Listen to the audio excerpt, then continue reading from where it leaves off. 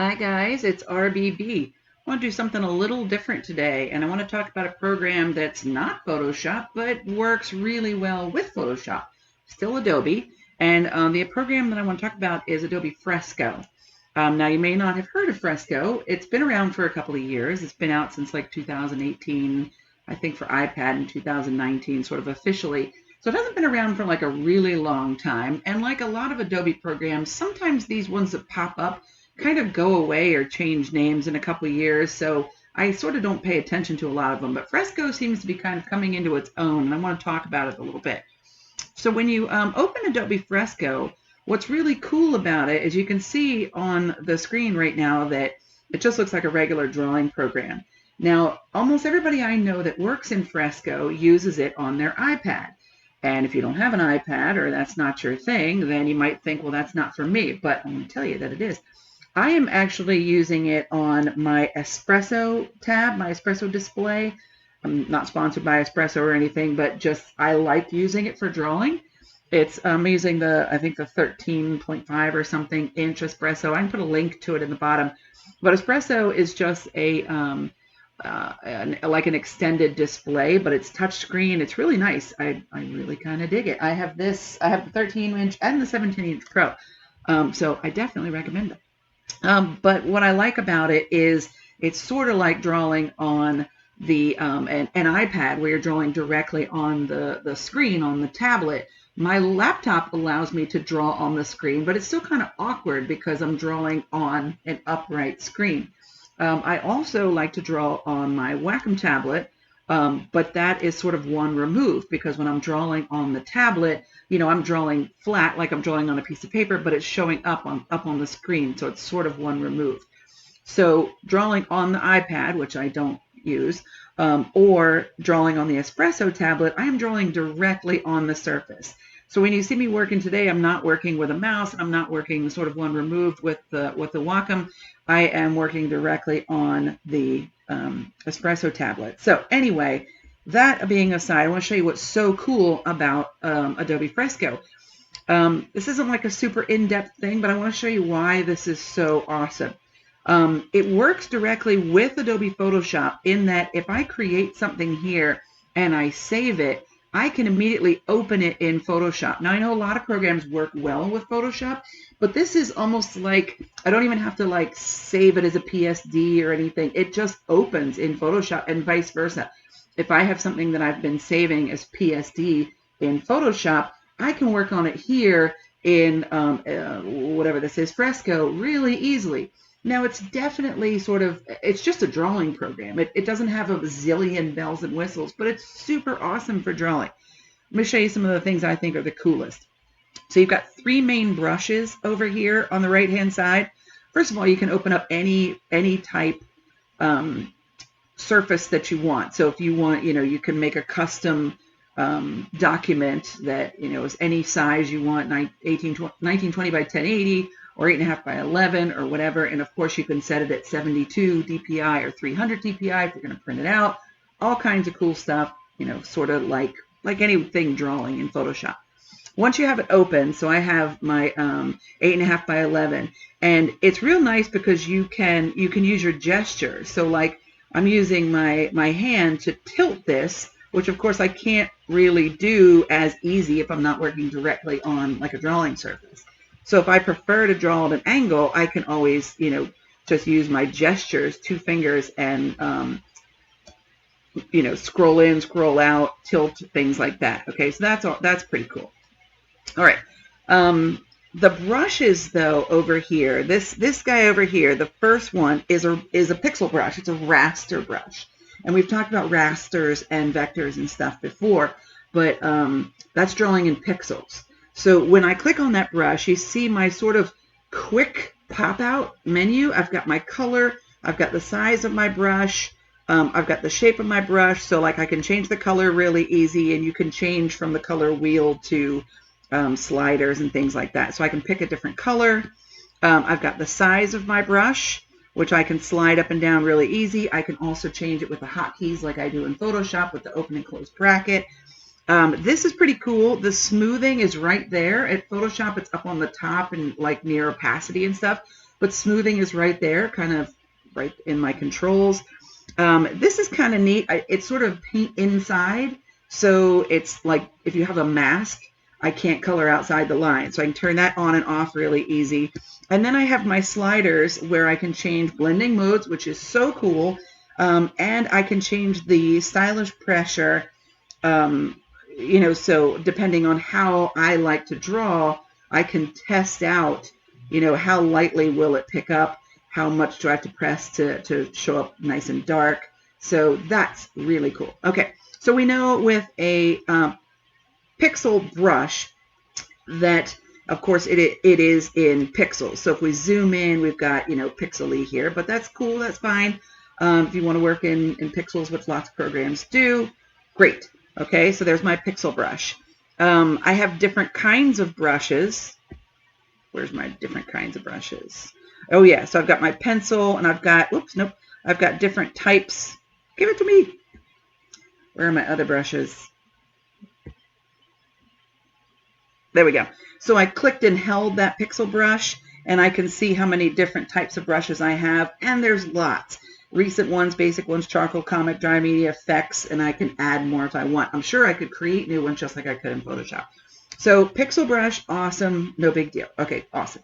So if I want to make a new layer over here on the right-hand side, it's just this little plus guy. Just click, add a new layer.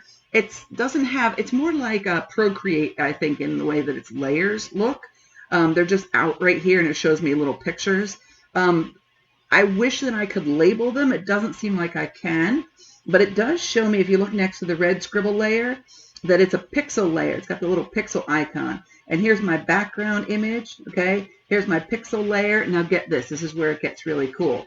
Let's say that I actually want to draw in vectors. So I'm going to delete this. This is another thing I don't love right here is to delete it, there's not like a quick delete. I don't want to necessarily have to hit that button and say delete. I wish I could like grab it and rip it off and throw it away, but who knows? Maybe it'll change. So let's go to the next brush.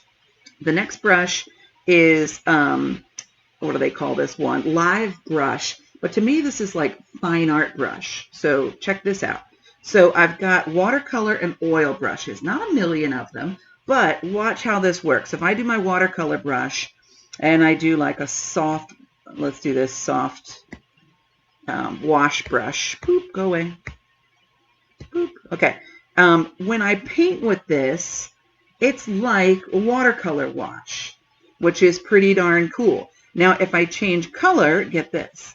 If I change color and do some other color, or maybe not baby poop color, it blends pretty much like watercolor. It even sort of gets that backwash sort of cauliflowery look that you might actually want, and that's kind of cool. There's just so much I think is cool. This little circle in the bottom, if you're like, what's that weird little round nubbin in the bottom left hand? It's a quick tool, I think what it's called, something like that. Yeah, it's like a quick tool. If I click on it, it basically turns this brush into an eraser, but an eraser of the brush that I'm using.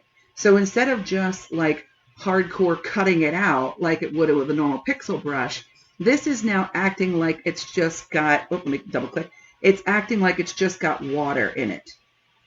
Okay, so when I've got the watercolor brush, it would be just like if I dropped water in this area and can thin that out. I just think that is so cool. Okay, so I can, and then I can double click and turn that off. Okay, that's so neat. It just sort of temporarily, like temporarily turns it into clean water. I think that's pretty neat. So yeah, that watercolor looks pretty darn good. I think it looks better than a lot of other drawing programs in the way that it behaves. Because I can drop any other color in there, like let's drop some green in there or something, and it's going to behave like it would with watercolor. It's really wet. I haven't looked too far into it to see if I could do could I do like wet on dry or something like that? I don't know. But yeah, I just think that's amazing. Look at that, the way that blends. That is so cool. Okay, so that's already pretty cool, but I'm going to show you something even cooler. Let me get rid of this guy right here. Delete that layer. And this third one is why I'm kind of freaking out about this. And this is a vector brush. Now, if you know Illustrator, and I have that video where I said I can show you guys Illustrator in 5 minutes, and like 15 people in the whole world watched it because nobody wanted to use Illustrator. But I'm telling you, drawing in vectors is a whole new ball game. But if you don't understand vectors and you don't want to use vectors, but you want the benefit of vectors, meaning you can resize indefinitely, this is the way to go. So this guy right here, this vector brush, I'm going to turn this to black. Okay, and you can do the little quick black there. Okay, so I've got my vector brush in black, and let's make the brush a little smaller. Okay, now when I draw with this, just like any other pencil, pen, whatever, it's a vector. Get the heck out. Okay, I don't need to use my pen. I don't need, like the pen tool and create, the anchors and things like that seem to really throw people off. So if I like to draw and I want to make a comic book or a coloring book or something, I can draw with a vector brush, and then it can be resized indefinitely and printed out with nice clean vector lines. I think that is amazing. More amazing stuff. If I make another layer right now, notice that's a vector layer, right? There you go, it's a vector layer. I can switch back to a raster brush and I can have both in the same document. Now you might say, RBB, you can already do that because text is a vector and you can put text in a raster image. Yes, but normally when you're drawing, you got to kind of, you pick one or the other, right? You generally can't just swap back and forth between vectors and rasters like in the same image. So I think that's pretty awesome.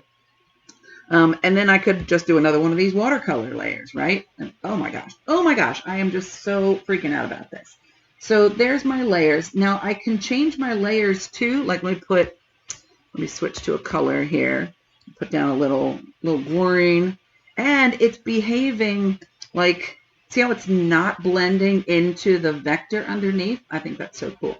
So I also have options over here with my layers, like I can change the blending mode. Okay, we've done blending modes before, but if I change the blending mode, right? Amazing what I can do with the blending modes. Like you can watch that video on blending modes, but it basically, takes the top layer and does some kind of crazy color math with the layers underneath, but opens up yet another option even between the rasters and the vectors. So cool. Can change the opacity, all that kind of good stuff. I can make a grid. I can make notes. I can do all kinds of stuff over here. Clear my layer, hide the layer. You can put them into groups and things like that. Super cool. Real easy also to grab a selection on one layer and use it as like a cutting mask on the next layer, which took a couple of steps in Photoshop, but you can do it. So, all right, that's working amazing. Let's look at some of these other tools in case you needed anything else. There's the eraser tool, which is going to behave like any other eraser. You can use different brushes. Yeah, you can use different brushes. One thing I forgot, let me show you something. If I am using something that's, say, not watercolor, like if I switch and I use an oil painting brush. Let's see, how do I switch to watercolor? Go back and go to oil, and I'm going to use, I'm trying to find something chunky. Oil paint chunky, that sounds chunky. Okay, and let's pick a new color. Let's do this reddish orange color, lovely. Okay, and I'm painting with this, which is already behaving pretty cool. Now remember, I got a weird blending mode on. So, okay, and I'm painting with like an oil color. If I use that little quick tool over here, my eraser is erasing, do it. See, am I doing it right? Maybe not. I haven't quite figured this out. But the eraser will behave like the brush I'm using. And now I'm not doing it, but that's okay. Maybe it's just in the raster brushes. I don't know. But if I'm doing this raster brush and I have like a chunky charcoal or something, let's grab a chunky charcoal. Chunky charcoal. Chunky charcoal. All right, so let's change my color again. Boop. Okay. Let's make a new layer. Let's do that because we can. I'm going to clear that layer. Okay, and I'm going to draw with my chunky charcoal. Let's see if this does it now. Look, it's an eraser, but it's an eraser in the tool that I'm using. So the same chunky charcoal. because you'll know that in Photoshop and stuff, if you're drawing and you go to an eraser, you have to go set that eraser up to be the exact same brush if you want it to basically erase like your brush and not just wipe out pixels and make hard white line. That is amazing. Okay, so then we've got like a smudgy tool, and we've got our move tool, and we've got a lasso tool. All these things are normal, just like Photoshop. We've got a paint tool. We've got a shape tool. Oh, watch this. This is another super cool. So I've got my, let me turn these boogers off here. Boopity boop boop. Make a new layer. Okay, so if I'm drawing on a new layer, I'm using my vector brush because it's so cool, and I vaguely draw a circle. If I hold it, it snaps to a shape. See how it made a perfect circle? So it does this in Illustrator. Okay, Illustrator has like a live brush, I forget what it's called, but with that one, it only snaps to 3 main things. So like if I vaguely draw a triangle, it'll snap to like a perfect triangle. But this will snap to, like if I draw a shape like this, it's like instant smoothing. Oh my gosh, that is so amazing. All I did was at the end of my line, I just held it on there and boop, it snaps. That is amazing. Text tool, eyedropper, all kinds of cool stuff.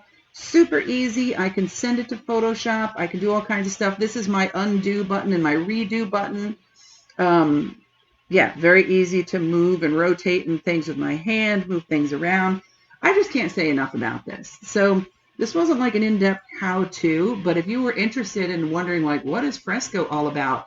And you want to draw and you're not an app person, or you don't want to shell out $1,000 for a decent or more for a decent iPad, check out the Espresso tablet. Check out, I think Huon is another one.